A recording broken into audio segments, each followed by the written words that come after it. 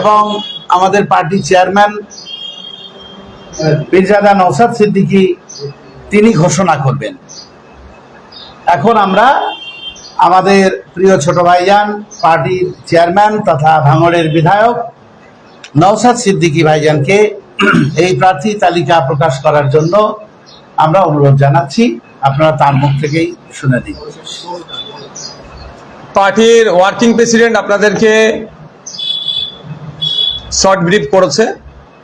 এখন আমি সরাসরি আসছি। আমরা যে জায়গায় বিগত দিনে আমরা ঘোষণা করেছিলাম তার মধ্যে এখন যে জায়গায় প্রার্থীর নাম, সিট কোথায় কন্টেস্ট করবো ঘোষণা করেছিলাম, আজকে আমরা ঘোষণা করছি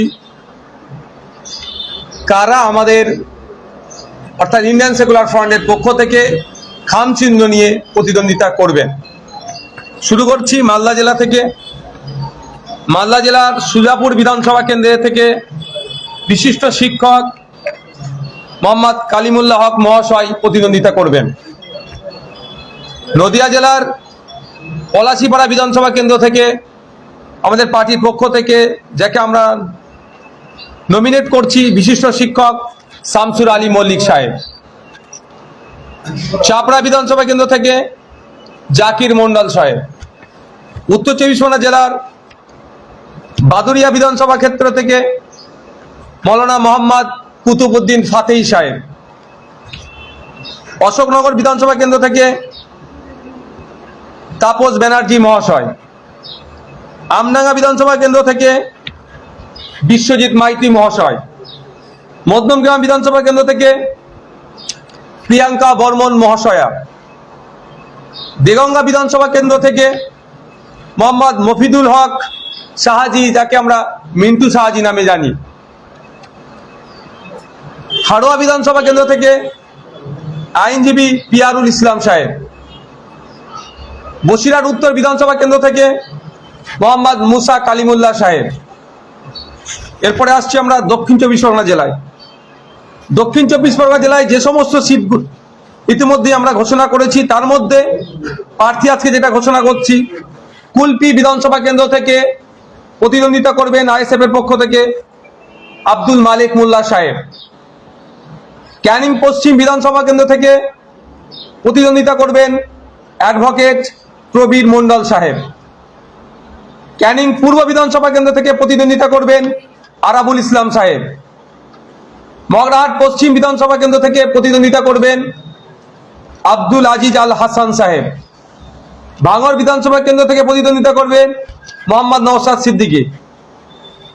তারপরে আসছি আমরা হুগলি হরিপাল বিধানসভা কেন্দ্র থেকে প্রতিদ্বন্দ্বিতা করবেন আইএসএফ এর পক্ষ থেকে শেখ মুজাফফর আলী, যাকে আমরা মাজাদা নামেও চিনি।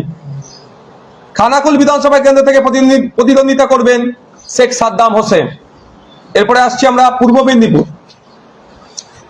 পাঁশকুড়া পশ্চিম বিধানসভা কেন্দ্র থেকে প্রতিদ্বন্দ্বিতা করবেন আফজাল আলী শাহ। নন্দীগ্রাম বিধানসভা থেকে প্রতিদ্বন্দ্বিতা করবেন বিশিষ্ট শিক্ষক ও মৌলানা মোহাম্মদ সবে মিরাজ খান। পশ্চিম মেদিনীপুর জেলার শালবনী বিধানসভা থেকে প্রতিদ্বন্দ্বিতা করবেন বিশিষ্ট শিক্ষক পীযূষ হাসদা মহাশয়। পশ্চিম বর্ধমানের বারাবণী বিধানসভা থেকে প্রতিদ্বন্দ্বিতা করবেন বিশ্বজিৎ বাউরি, বাপি বাউরি নামে যিনি পরিচিত। বীরভূম বিধানসভা কেন্দ্রের বীরভূম জেলার যে সমস্ত বিধানসভা কেন্দ্র থেকে আমাদের ইন্ডিয়ান সেকুলার ফ্রন্টের পক্ষ থেকে প্রতিদ্বন্দ্বিতা করছেন বোলপুর বিধানসভা কেন্দ্রের অধ্যাপক বাপি সরেন মহাশয়। মুরারয় বিধানসভা কেন্দ্রের হজরত আলী, তাকে সওদাগর হিসাবেও এলাকায় তিনি পরিচিত। এই সমস্ত সিটগুলিতে আমরা এখন আমাদের পার্টির পক্ষ থেকে যারা প্রতিদ্বন্দ্বিতা করছেন তাদের নাম আমরা ঘোষণা করলাম। আর যে কয়েকটি সিট বাকি আছে আগামী বুধবার তথা পরশু দিনকে আমরা আমাদের সেকেন্ড পর্যায়ের লিস্ট আমরা ঘোষণা করব, প্রার্থীর লিস্ট ঘোষণা করব। আজকে আমরা 23 জনের নামের লিস্ট আমরা পাবলিশ করলাম। অবশ্যই অবশ্যই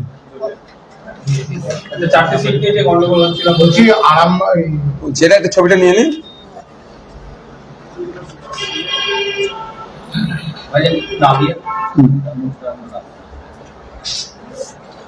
হয়েছে। আর এটা আপনার পিডিএফ কপি আপনাদের কাছে পৌঁছে যাবে।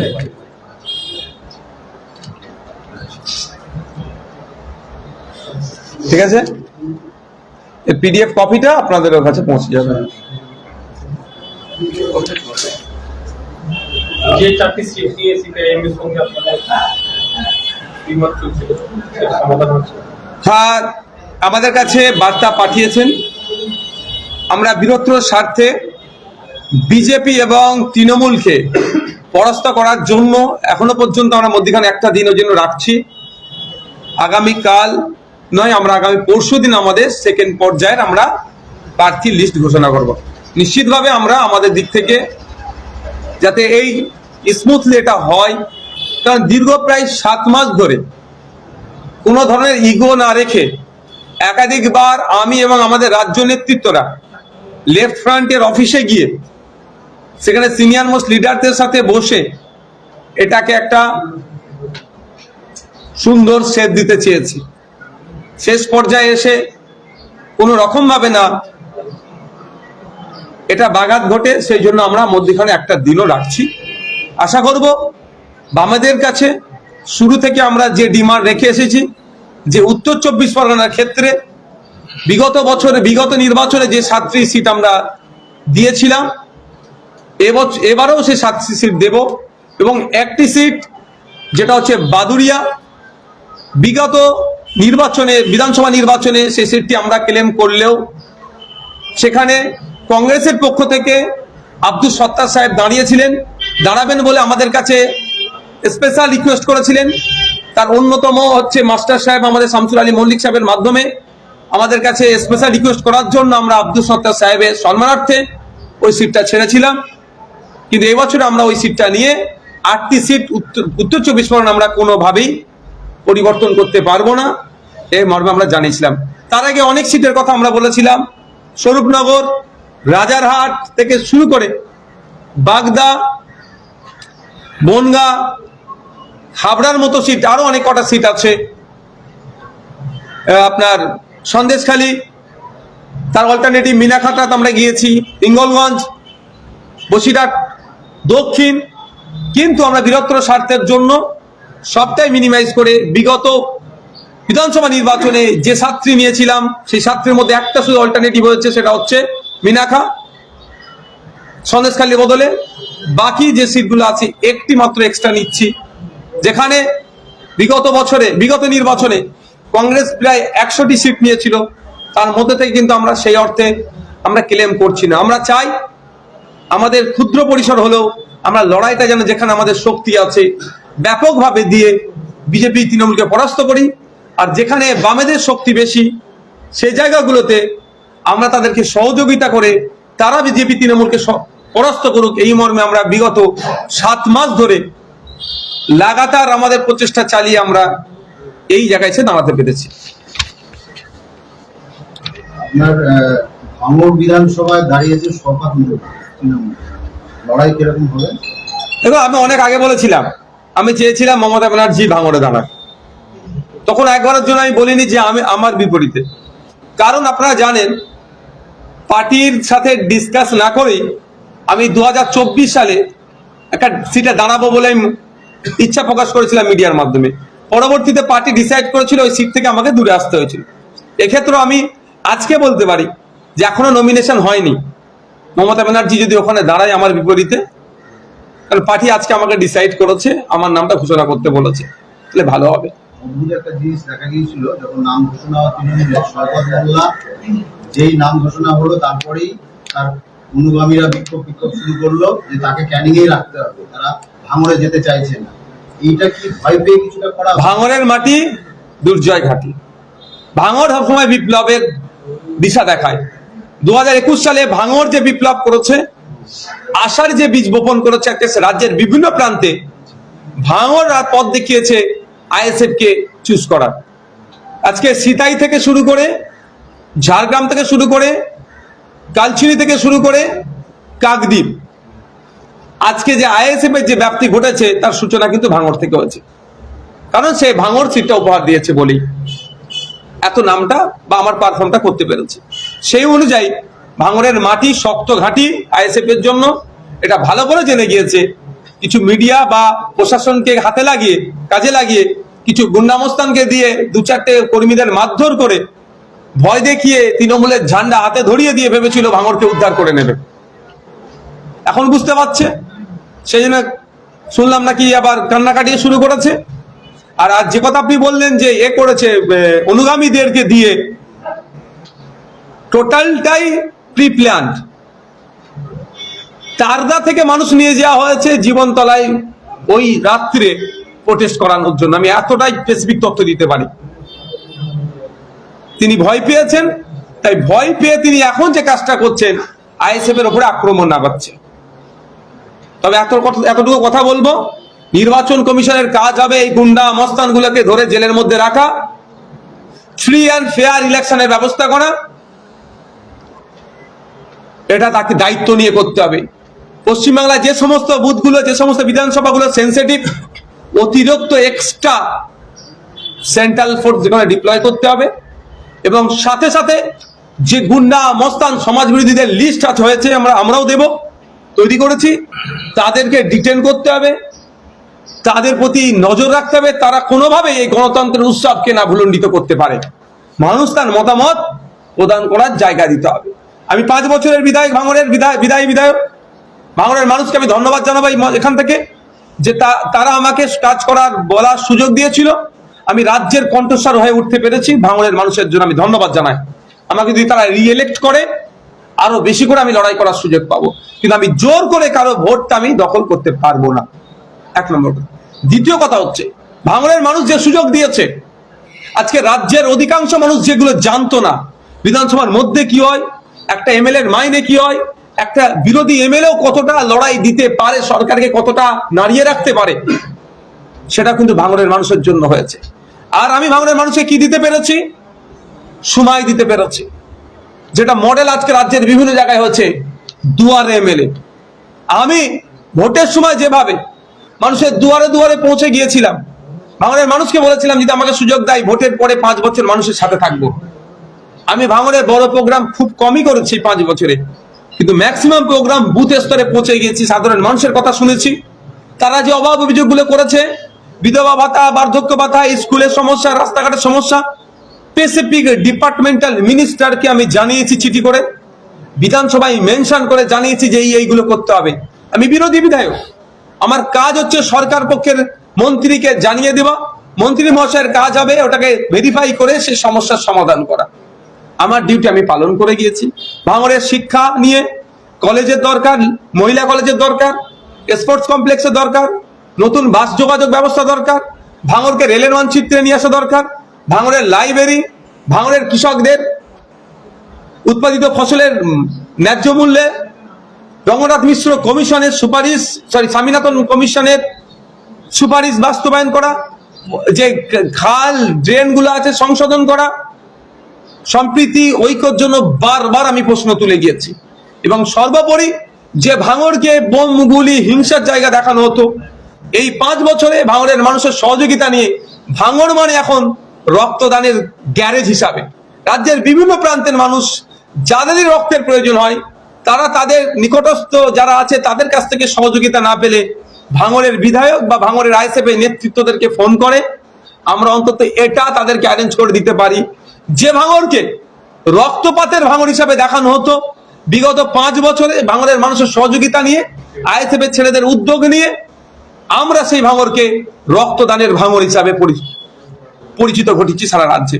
আরো আগামী দিনে বলবো কি কি করেছি। অবশ্যই ভাঙড়ের মাটি শক্ত মাটি বলেই তো বলতে পারছি।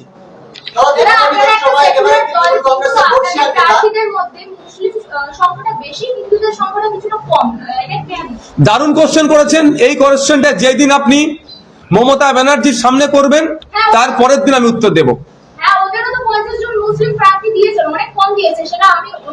আমি কোশ্চেন আপনি আগে মমতা ব্যানার্জিকে করবেন, তারপরে আমি করব, 1 নম্বর কথা। দ্বিতীয় কথা হচ্ছে আইএসএফ যে সাহসটা দেখাতে পারছে, অন্য অন্য তথাকথিত সেকুলার দল সে সাহসটা দেখাতে পারেনি।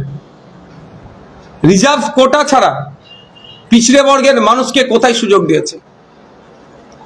110টা সিটে মুসলিমদের ডমিনেট আছে, সংখ্যালঘু মুসলমানরা ওখানে ডমিনেট করে, কিন্তু সেখানে প্রার্থী সংখ্যা 50-এর নিচে, 47-এ দাঁড়িয়ে গিয়েছে।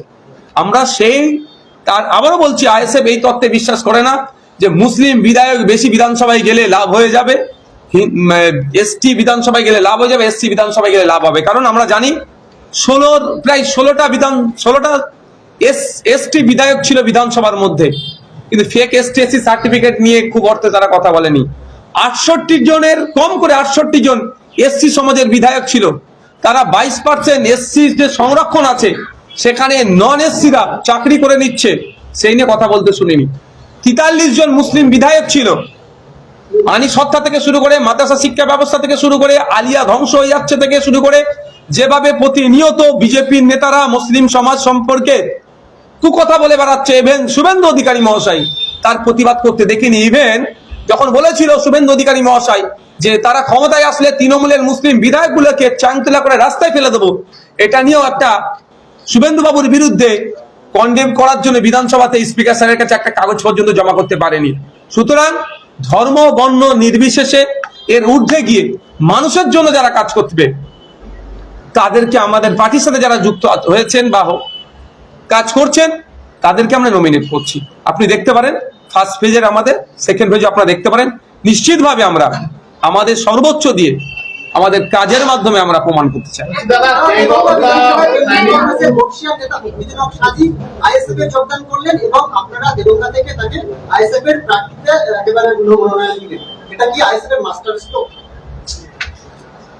আপনারা যেমন ভাবে এটা ব্যাখ্যা করবেন, আমরা সবসময় বলে এসেছি একটা কথা, যে আমাদের পার্টির বুথ থেকে শুরু করে রাজ্য নেতৃত্ব পর্যন্ত আলোচনার মাধ্যমে আমরা কাজ করি।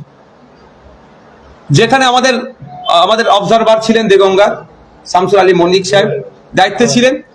বুথের স্তর থেকে আমাদের অবজারভার মানে বিধানসভা পর্যন্ত যে কমিটি আছে আমাদের, আলোচনা হয়েছে, তিনারা আলোচনাতে এগ্রি করেছেন এবং আমাদের অবজারভার সাহেব যিনি আছেন তিনিও তাদেরকে কনভিন্স করাতে যতটুকু পেরেছেন আমরা ওখানে দিয়েছি।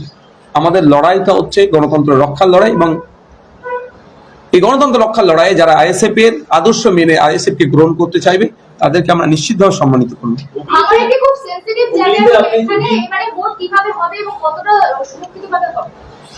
নির্বাচন কমিশনের দায়িত্ব মানুষ ফেয়ার ইলেকশন করানো, আমাদের দায়িত্ব হচ্ছে মানুষকে কনভিন্স করানো, যাতে প্রত্যেকটা মানুষ তার আর্টিকেল 326 রাইটকে এক্সারসাইজ করতে পারে। আপনি লড়াই করছেন, আপনার দল লড়াই করছে, কিন্তু এই হুগলিরই লোকসভা কেন্দ্র শ্রীরামপুর, তাতে আপনাদের যে প্রার্থী ছিল শাহরিয়ার মল্লিক, তিনি গতকাল যে প্রার্থী ঘোষণা হয়েছে হুমায়ুন কবিরের দলে, তাতে তার নাম দেখা যাচ্ছে শ্রীরামপুর বিধানসভাতে। এই যে তৃণমূল থেকে দলে আপনার দলে জয়েন করছে একের পর এক নেতারা, তাদেরকে প্রার্থী করছে, সেই জায়গায় পূর্ণাশা হয়ে কি এই সিদ্ধান্ত তাদের কি মনে করছে?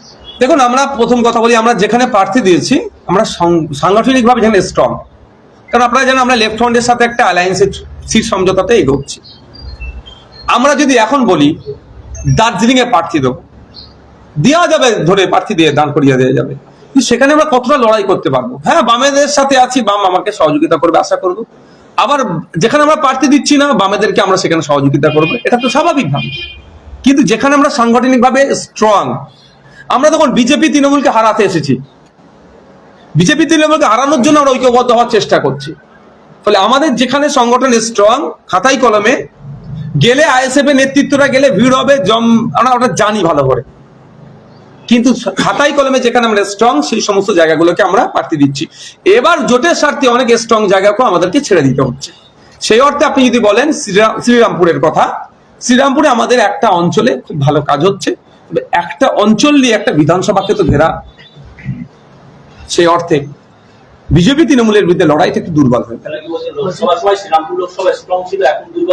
না না, আমাদের একটা বিধানসভা, একটা তখন 7টার মধ্যে 6টা স্থান আছে, 6টা যখন একাধিক, তখন আমার এভারেজ যখন বেশি হয়ে যাচ্ছে, তাহলে আমি তো কন্টেস্ট করবোই।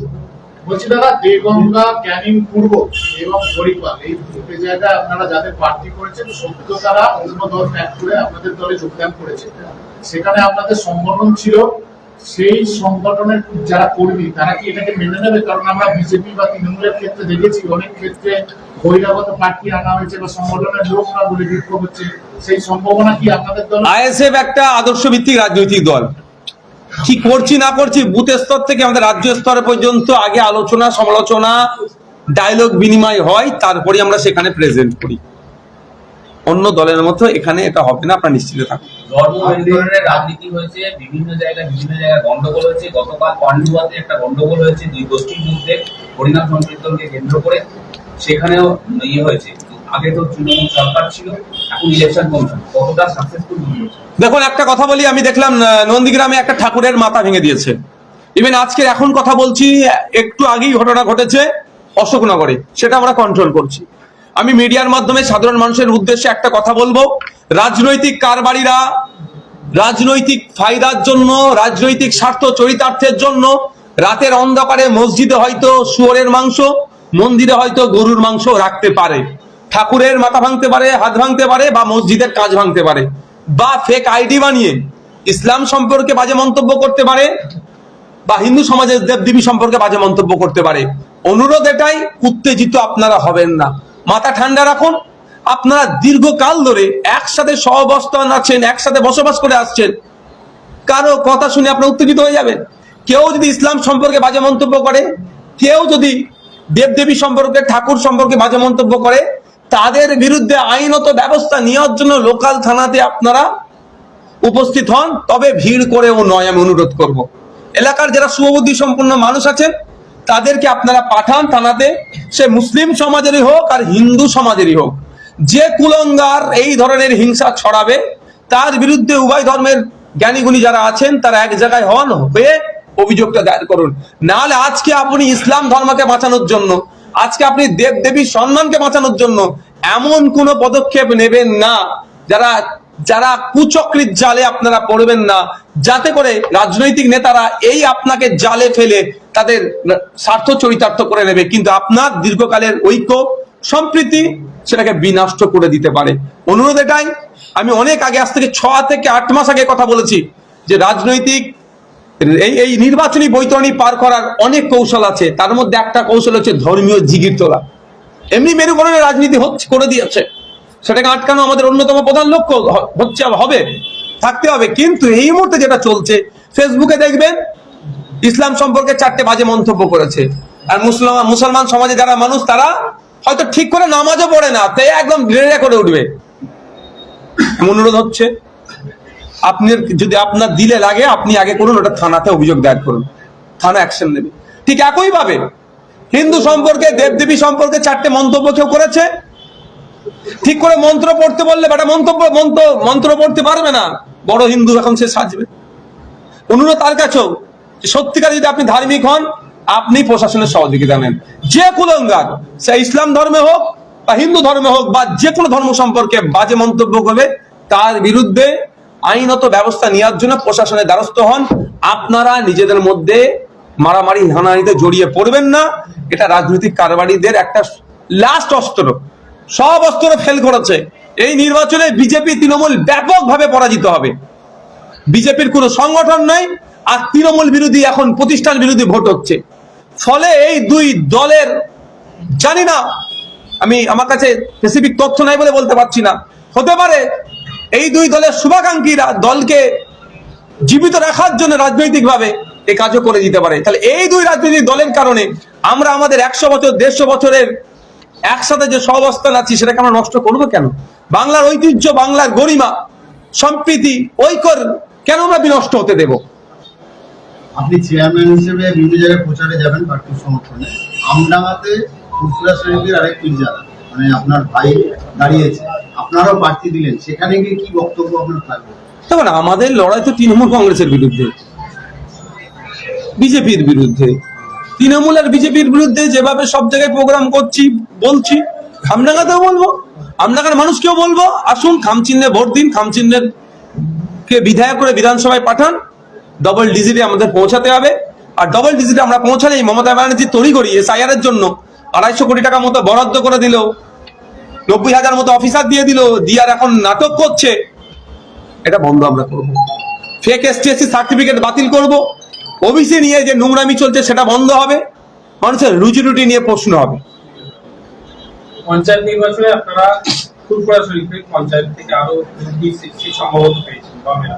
বামেরাও আপনারা 3টি সিট জিতেছেন, 5টি ভোটের মাধ্যমে 5টি সিট। এই ঠিক বিধানসভা নির্বাচনের আগে আপনারা আইনি লড়াই চলছিল, দীর্ঘদিন আইনি লড়াই করার পরে অবশেষে কোর্ট আমাদের পক্ষে অবশ্যই রায় হবে, সত্যের পক্ষে রায় হবে, এটা আমাদের প্র্যাকটিসের মধ্যে আছে। তো আমরা দিয়েছে 7 দিন টাইম দিয়েছে, আমরা সাবমিশন করছি, আমাদের সার্টিফিকেট দিতে বাধ্য। আপনারা বৃহত্তর স্বার্থে জোটের কথা বলছেন, সেখানে বেশ কয়েকটি রাজনৈতিক দল এবং বিমোট হচ্ছে, মানে বিমের সঙ্গে হুমায়ুন কবিরের জোটের সম্ভাবনা, সেখানে তো ভোট কাটাকাটি আবার চলে আসছে। তখন কে কার সাথে জোটে যাবে না যাবে আমরা তো ডিসাইড করে দিতে পারি না, আমরা আটকাতে পারি না। ইলেকশন কমিশন অফ ইন্ডিয়ার আপনি ওয়েবসাইটে গিয়ে আপনি দেখতে পারেন 2200 থেকে 2500 রেজিস্টার্ড পলিটিক্যাল পার্টি আছে।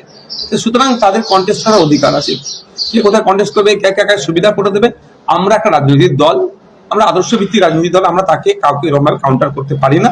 আমি এতটুকুই বলবো, জনগণের হাতে ছেড়ে দিলাম, জনগণ ডিসাইড করবে যে কাকে ভোট দিলে প্রকৃত অর্থে বিজেপি তৃণমূলের বিরুদ্ধে লড়াই করতে পারবে, জনগণ তাকে ভোট দেবে। দলীয় প্রচারে দেওয়াল লেখানে মানে জোটের কথা উল্লেখ নেই, আপনারা জোটের ব্যাপারটা মানুষের কাছে পৌঁছাতে কি হবে, সময় তো কম। মধ্যখানে একটা দিন নিচ্ছি না আমরা, আগে পরশু দিন তো আমাদের বাকি যে না অনিশ্চিতের কোনো প্রশ্ন আসছে না। একটু বোঝাপড়ার জন্য যারা যখন বার্তা পাঠিয়েছে, স্বাভাবিকভাবে আমরা 7 মাস অপেক্ষা করলাম, আমরা আমাদের ইগো সরিয়ে দিয়ে 7 মাস কন্টিনিউ যাতায়াত করলাম আলিমুদ্দিন স্ট্রিটে, তাহলে মধ্যখানে আর একটা দিন দাঁড়াতে পারবো না?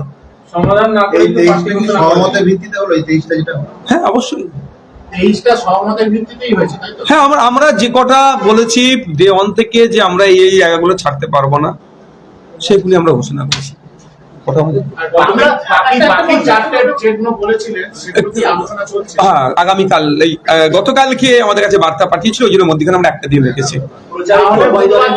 প্রচারে কি উভয় দলের নেতারাই অংশগ্রহণ? এইটা তো স্বাভাবিক, আরো অনেক শুভবুদ্ধি সম্পন্ন মানুষ যারা ভোটে কন্টেস্ট করে না তারাও থাকবে। আব্বাস সিদ্দিকীকে দেখা যাবে প্রচারে, দেখুন না কি দলের হয়। প্রতিষ্ঠাতা আপনাদের প্রাণ পুরুষ দলের আমি পিডিএফ পাঠিয়ে দিচ্ছি। নীতি নৈতিকতার কথা বলে আমরা দেখলাম আরাবুল ইসলামকে প্রার্থী করলেন, একটা প্রার্থীর নাম ঘোষণা করলেন। হ্যাঁ। আপনি একসময় বলেছিলেন যে জবসুর এমএলএকে তাকে কোনদিন দলে নেবেন, আপনার দল, আপনি চেয়ারম্যান সেই দলে, তাকে দলে নিলেন, আজকে তার নামও ঘোষণা করলেন। অবশ্যই। আপনার কোশ্চেনটা কি? আমার কথা আপনি আমাকে শুনিয়েছেন, কোশ্চেনটা কি আপনি বলেন? আমাদের জ্যাকফুটে পড়ে বা ক্যানিং পূর্ব হাতছাড়া হওয়ার ভয়ে কি এই সিদ্ধান্ত নিলেন যে আরাবুলকে শক্তিশালী? শুনে একটা কথা বলি, পশ্চিমবঙ্গে ভারতবর্ষে জেল নাই, সংশোধনাগার আছে। 5 বছর 7 বছর জেলে আমরা বলি জেল খেটে আসছে না, সংশোধন হয়ে তার স্বাভাবিক জীবনযাপন মেন স্ট্রিমে আসতে চাইছে। আরাবুল ইসলামদের মতো এলিমেন্ট গুলোকে খারাপ জায়গায় ব্যবহার করা হয়েছে এতদিন। ওটা কি ওনাকে খারাপ জায়গায় ব্যবহার করা হয়েছে এতদিন, ওকে ব্যাড এলিমেন্ট করে তোলা হয়েছে। সে যদি তার কৃতকর্মকে ভুল বুঝে সঠিকভাবে চলতে চায়, ধর্মীয় ভাবেও বলা হচ্ছে তাকে সৃষ্টিকর্তা তাকে ক্ষমার নজরে দেখবেন। আর আমাদের সংসদীয় ভাষা যদি বলি, তাকে সংশোধন হওয়ার জায়গা আছে। তো এইগুলোকে যদি আপনি ছেড়ে দিই, ক্ষতি ছাড়া সমাজের ভালো হবে না। আর আমি যদি টেক আপ করে সঠিক বার্তা দিই, সমাজে আরো যেগুলোকে তৃণমূল কংগ্রেস আর বিজেপি খারাপ কাজে ব্যবহার করছে, মারামারি, খুনোখুনি, হনাহনি যে ব্যবহার করছে, আরো বাড়তে থাকবে। বরঞ্চ আমরা একে টেক আপ করেছি, দেখবেন আগামী দিনে এই তৃণমূল কংগ্রেস শুধু ভোটের স্বার্থে যাদেরকে খুন খারাপিতে ব্যবহার করে, আইএসএফ এর ছায়াতলে আসবে, যে আইএসএফ হচ্ছে একটা প্ল্যাটফর্ম যেখানে নিজেকে শুধরানো যায়। এবার এটাকে আপনি আপনার মতো করে ক্রিটিসাইজ করতে পারেন, you have to write, you can criticise. বলছিলাম দাদা, এই গঙ্গার যিনি প্রার্থী হয়েছেন, কয়েক সেকেন্ড আগে আপনার দলে যোগদান করলো, প্রার্থী তালিকায় তার নামও উঠে গেল। কয়েক সেকেন্ড নয়, অফিসিয়ালি মিডিয়ার সামনে এসে আপনারা দেখলেন জয়েন করেছে। অনেক আগেই তিনি আমাদের পার্টির পদপ্রার্থী হবে, মেম্বারশিপ নিয়েছেন। তিনি বলছেন তৃণমূল কংগ্রেস তাকে বঞ্চনা করেছে এবং বারবার টিকিটে তৃণমূলের পক্ষ থেকে টিকিট পাওয়ার তিনি প্রাপ্ত ছিলেন, পাননি। টিকিট পাইনি বলেই কি আইএসএফ এলো আর আইএসএফ তাকে নিল? তো আমরা আমাদের যতটুকু সমীক্ষা চালিয়েছিলাম, আমাদের একটা ছোট টিম আছে, যে আমরাও এইটাও আমরা অনেক আগে থেকেই দেখছিলাম। ভাববেন না যে এটা এসছে বলে, যে বিভিন্ন রাজনৈতিক দলের স্বচ্ছ ভাবমূর্তি কারা কারা আছে, বা যারা খুব ব্যাড এলিমেন্ট তাদেরকে মেন্টালি কাউন্সিলিং করে আমাদের দিকে আনা যায় নাকি? আমরা দেখছিলাম যারা স্বচ্ছ ভাবমূর্তির আছে আর খুব খারাপ এলিমেন্ট যারা, দুটোকেই আমরা মেন্টালি কাউন্সিলিং করে আমাদের দিকে আনা যায় নাকি? তো মফিদুল ইসলাম সাহেব যিনি সাহায্যে আছেন তার সাথে আমাদের এই আলোচনা হয়েছে। ইভেন আপনাদের বলি, আগামী দিনে দেখবেন যাদেরকে মিডিয়ার সামনে মুসলমানদের পুরো সমাজকে যাদেরকে দিয়ে দেখে দেওয়া চাই সেইগুলোকে আমরা তুলে নিয়ে আসবো।